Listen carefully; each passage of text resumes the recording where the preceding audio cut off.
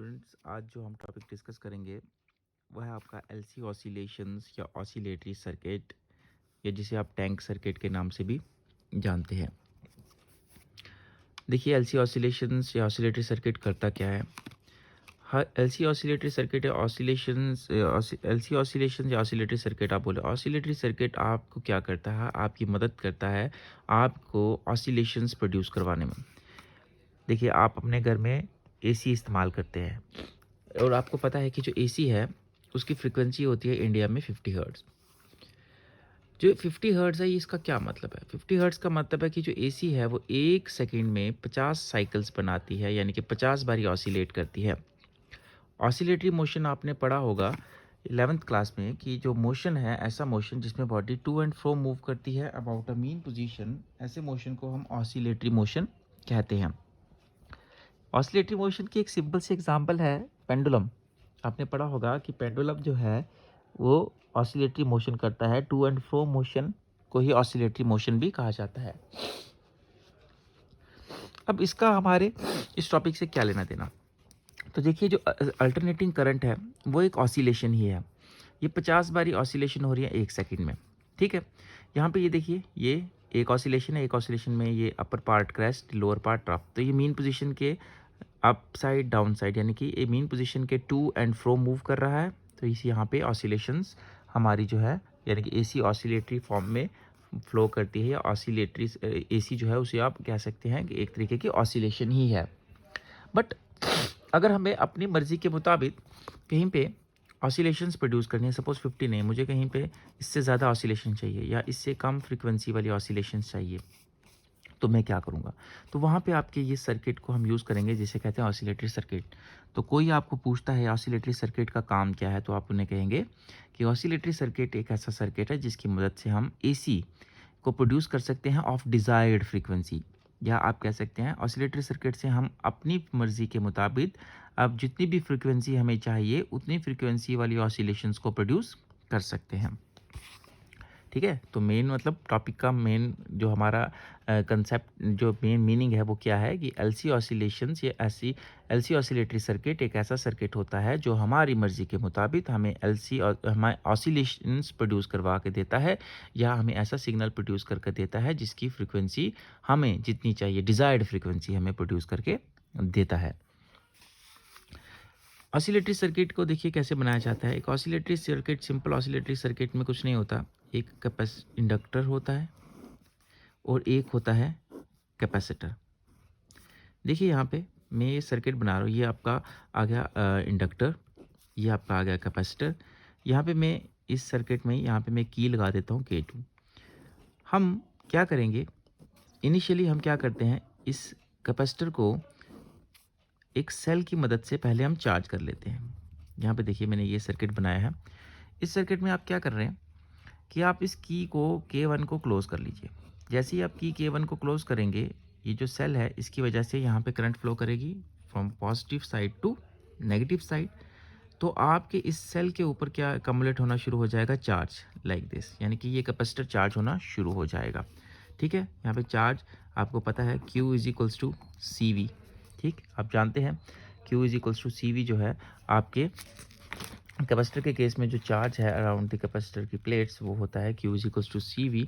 और आप कह सकते हैं इस कैपेसिटर के अक्रॉस जो पोटेंशियल होगा डेवलप, वो कितना होगा, V is equals to Q upon C. Okay, ये जो सेल है ये इस कैपेसिटर को चार्ज करेगा। इस चार्ज कैपेसिटर के अक्रॉस पोटेंशियल डेवलप होना शुरू हो जाएगा और कुछ एनर्जी इसके अंदर इलेक्ट्रोस्टैटिक फील्ड की फॉर्म में स्टोर हो जाएगी, यानी कि इस यहाँ पे जो डाइलेक्ट्रिक मीडियम है उसमें एनर्जी स्टोर होना शुरू हो जाएगी। ठीक, अब इस इंस्टेंट पे आप क्या करेंगे कि इस की को ओपन कर दीजिए दोबारा से और की K2 को क्लोज कर दीजिए, यानी कि ये सर्किट यानी ये बैटरी को रिमूव कर दीजिए। जैसे ही आप बैटरी को या सेल को रिमूव करेंगे, अब ये जो कैपेसिटर जो है पूरा चार्ज हो रखा था, ये कैपेसिटर अब डिस्चार्ज करना शुरू कर देगा। देखिए, कैपेसिटर और इंडक्टर तब तक एनर्जी को होल्ड करके रखते हैं जब तक उनके साथ हम किसी एनर्जी के सोर्स को लगा के रखेंगे। Once energy source is remove, जैसे ही एनर्जी सोर्स रिमूव हो जाएगा तो ये जो है कैपेसिटर हो या इंडक्टर हो, ये एनर्जी को डिस्चार्ज करना शुरू कर देते हैं, एनर्जी को रिलीज करना शुरू कर देते हैं। तो यहाँ देखिए क्या हो रहा है कि कैपेसिटर को हमने चार्ज खुद किया, चार्ज करने के बाद हमने इस सेल को हटा लिया, ठीक है, इस सेल को हम हटा देते हैं। अब जो कैपेसिटर चार्ज था, ये कैपेसिटर जो है, अब ये कैपेसिटर डिस्चार्ज करना शुरू कर देगा। किस तरीके से डिस्चार्ज करेगा? यहाँ पे from positive to negative energy, current आपको पता है from positive to negative flow कर रही है। तो इस तरीके से आपका जो है यहाँ पे कैपेसिटर जो है वो डिस्चार्ज करना शुरू कर देगा, जैसे मैंने एरो बनाया इस डायरेक्शन में। अब ये जो कैपेसिटर जब डिस्चार्ज करेगा, यानी कि कैपेसिटर की एनर्जी किसकी तरफ जा रही है? इंडक्टर की तरफ। और इंडक्टर जो है, इससे जब एनर्जी फ्लो करेगी तो इसके आगे पीछे क्या बनना शुरू हो जाएगा? मैग्नेटिक फील्ड बनना शुरू हो जाएगा, ठीक है। और आपने पढ़ा है जब भी इंडक्टर से गुजरने वाली करंट चेंज होती है तो इंडक्टर के अक्रॉस इंड्यूस्ड ईएमएफ पैदा होना शुरू हो जाता है। यानी कि जब कैपेसिटर से एनर्जी जाएगी इंडक्टर की तरफ, इंडक्टर के आगे पीछे क्या बनना शुरू हो जाएगा? Magnetic field. कैपेसिटर की एनर्जी किसकी तरफ जाना शुरू हो जाएगी? इंडक्टर की तरफ। इंडक्टर इस एनर्जी को स्टोर करना शुरू करेगा in the form of magnetic field. More ever आपको पता है जब इंडक्टर से करंट फ्लो करती है तो इंडक्टर के क्रॉस में इंड्यूस्ड ईएमएफ बनना शुरू हो जाता है जो इस करंट को अपोज करेगा। यानी कि इंड्यूस्ड करंट की डायरेक्शन हमेशा अप्लाइड करंट के अपोजिट होती है और ये उसी को ख़त्म करने की कोशिश करती है जिसने इसे प्रोड्यूस किया। हमने लेंज़िज़ लॉ में पढ़ा था, ये इसी चैप्टर में हमने लेंज़िज़ लॉ पढ़ा था कि लेंज़िज़ लॉ बोलता है कि जो इंड्यूस्ड करंट की डायरेक्शन है वो हमेशा उसके प्रोडक्शन के कॉज को अपोज करती है। तो यानी कि ये जो आप कैपेसिटर से जो करंट इंडक्टर की तरफ जा रही है, इसकी वजह से जो इंडक्टर में इंड्यूस्ड करंट पैदा हो रही है वो इसी को अपोज करेगी। ये प्रोसेस तब तक चलता रहेगा जब तक कैपेसिटर की सारी एनर्जी इंडक्टर की तरफ नहीं जाती या फिर इंडक्टर पूरा का पूरा चार्ज नहीं हो जाता। यानी कि कैपेसिटर की एनर्जी जो है वो आपकी जो है पूरी कैपेसिटर की एनर्जी थी, ये अब सारी की सारी एनर्जी जो है ख़त्म हो गई, अब ये ज़ीरो हो गई, यानी कि इंडक्टर के पास चलेगी।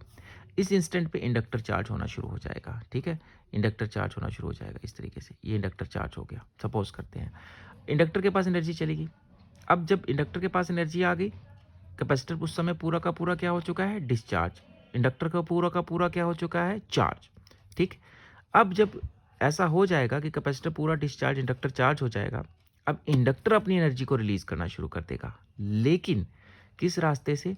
जिस रास्ते से ये चार्ज हुआ है इसके अपोजिट पाथ से आपका जो इंडक्टर है वो डिस्चार्ज करेगा। चार्जिंग करते समय देखिए इस डायरेक्शन में चार्ज हुआ था, डिस्चार्जिंग करते समय ये इस डायरेक्शन में डिस्चार्ज करेगा, अपोजिट, क्योंकि इंड्यूस्ड करंट की डायरेक्शन आपको बोला मैंने अप्लाइड करंट के अपोजिट होती है। तो इस तरीके से ये इसको क्या करना शुरू करेगा? डिस्चार्ज करना शुरू करेगा। सपोज करते हैं इस तरीके से कि अब इंडक्टर ने डिस्चार्ज इस तरीके से किया कि कैपेसिटर की जो प्लेट पहले पॉजिटिव थी अब वो नेगेटिवली चार्ज होना शुरू हो गई और जो कैपेसिटर की नेगेटिव प्लेट थी वो पॉजिटिव हो जाना शुरू हो जाएगी। कैपेसिटर से सारी एनर्जी इंडक्टर में चलेगी। अब इंडक्टर ने डिस्चार्ज करना है, इंडक्टर की एनर्जी दोबारा से कहाँ जाना शुरू हो जाएगी? कैपेसिटर की तरफ, और कैपेसिटर चार्ज होना शुरू हो जाएगा, ठीक। ये प्रोसेस अब बार बार रिपीट होता रहेगा। कैपेसिटर डिस्चार्ज करेगा, इंडक्टर के पास एनर्जी चली जाएगी, इंडक्टर डिस्चार्ज करेगा तो सारी एनर्जी चली जाएगी कैपेसिटर के पास। अब जब पूरा का पूरा इंडक्टर डिस्चार्ज हो चुका है, कैपेसिटर फिर से चार्ज हो चुका होगा। इस इंस्टेंट पे अब कैपेसिटर फिर से डिस्चार्ज करेगा। अब इंडक्टर डिस्चार्ज होगा, कैपेसिटर चार्ज, लेकिन अब कैपेसिटर जो डिस्चार्ज करेगा वो अब इस रास्ते से डिस्चार्ज करेगा, लॉन्ग दिस पाथ, ठीक है। कैपेसिटर डिस्चार्ज कर रहा है, तो कैपेसिटर जब डिस्चार्ज कर रहा है तो इंडक्टर अगेन चार्ज होना शुरू हो जाएगा। इंडक्टर अगेन डिस्चार्ज होना शुरू, कैपेसिटर जब डिस्चार्ज होगा इंडक्टर अगेन चार्ज होना शुरू हो जाएगा, लेकिन अब इस रास्ते से, अपोजिट रास्ते से हो जाएगा, ठीक है। तो this process will repeat, charging discharging, charging discharging होता रहेगा। कैपेसिटर से एनर्जी इंडक्टर में, इंडक्टर से कैपेसिटर में, कैपेसिटर से इंडक्टर में। तो यानी कि यहाँ पे आपकी जो है ऑसिलेशंस बनना शुरू हो जाएंगी कुछ इस तरीके की।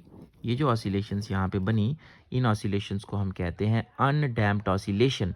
लेकिन यहाँ पे भी एक और कंडीशन जो है वो ये है कि अनडैम्प्ड ऑसिलेशन ये तब बनेंगी जब हम यहाँ पे ये मान के चलें कि जो आपका इंडक्टर है और जो आपका कैपेसिटर है, इनकी जो रेजिस्टेंस है वो ज़ीरो है। यानी कि अगर कैपेसिटर और जो इंडक्टर है इसका रेजिस्टेंस नहीं होगा, इनका रेजिस्टेंस ज़ीरो होगा, तो यहाँ पे हमारी जो ऑसिलेशंस बनेंगी वो अनडैम्प्ड ऑसिलेशंस बनेंगी। दो तरीके की ऑसिलेशंस होती हैं, डैम्प्ड और अनडैम्प्ड, ठीक है। लेकिन प्रैक्टिकली ऐसा नहीं होता है, ये हम थ्योरेटिकली बात कर रहे हैं। प्रैक्टिकली जो ऑसिलेशंस बनती हैं वो हमेशा डैम्प्ड किस्म की होती हैं। ये इस तरीके की डैम्प्ड ऑसिलेशन, यानी कि जहाँ पे मैग्नीट्यूड घटता जाएगा। क्यों? क्योंकि हर चीज़ का रेजिस्टेंस है, रेजिस्टेंस की वजह से कुछ ना कुछ करंट का लॉस होता जा रहा है। करंट लॉस होती जाएगी, हर बारी चार्जिंग डिस्चार्जिंग के समय कुछ ना कुछ करंट का लॉस होता जाएगा और जो ऑसिलेशंस बनेंगी वो इस तरीके से बनेंगी, डैम्प्ड ऑसिलेशंस। बट हमें अगर अनडैम्प्ड ऑसिलेशन चाहिए तो हमें क्या करना पड़ेगा, जो एनर्जी का लॉस हो रहा है बीच बीच में उसे हम कंपनसेट करते रहेंगे। अगर आप इस डायग्राम को देखें, यहाँ पे आपको बताया गया है किस तरीके से चार्जिंग, ये कैपेसिटर जो है चार्ज था, कैपेसिटर की प्लेट पॉजिटिव, ठीक है, ये कैपेसिटर ने डिस्चार्ज किया इस रास्ते से, ये मैक्सिमम जब इंडक्टर चार्ज हो गया, जब इंडक्टर चार्ज हो गया अब इंडक्टर डिस्चार्ज करना शुरू करेगा, ठीक है, इंडक्टर डिस्चार्ज करना शुरू करेगा। जब इंडक्टर डिस्चार्ज करेगा तो इस रास्ते से डिस्चार्ज करेगा, जो जिस रास्ते से चार्ज हुआ है, चार्ज इस रास्ते से हुआ है, डिस्चार्ज इस रास्ते से करेगा। देखिए ये कैपेसिटर चार्ज होना शुरू हो जाएगा। ये प्रोसेस तब तक चलेगा जब कैपेसिटर पूरा का पूरा तब तक चार्ज नहीं हो जाता। जब कैपेसिटर पूरा का पूरा चार्ज हो गया अब कैपेसिटर फिर से डिस्चार्ज करेगा, लेकिन अपोजिट रास्ते से, ठीक है। तो हर बारी क्या होगा, कैपेसिटर से एनर्जी इंडक्टर में जाएगी, इंडक्टर से एनर्जी कैपेसिटर में जाएगी, ये प्रोसेस चलता रहेगा और ऑसिलेशंस हमारी प्रोड्यूस होती रहेंगी। ऐसी ऑसिलेशंस जो हैं उनको हम कहेंगे अनडैम्प्ड ऑसिलेशन, अगर रेजिस्टेंस ज़ीरो होगा, और अगर रेजिस्टेंस हुआ तो हम वहाँ पे ऑसिलेशंस को कहेंगे डैम्प्ड ऑसिलेशन। मोर एवर जो ऑसिलेशंस प्रोड्यूस हुई हैं उनकी जो फ्रीक्वेंसी है उसे हम इस तरीके से देंगे 1/2 pi under root L C, where L is the inductance, C is the capacitance and 2 and pi are the constant. तो जो ऑसिलेशंस यहाँ प्रोड्यूस हो रही हैं उनकी जो फ्रीक्वेंसी है वो f is equals to 1/2 pi under root of L C.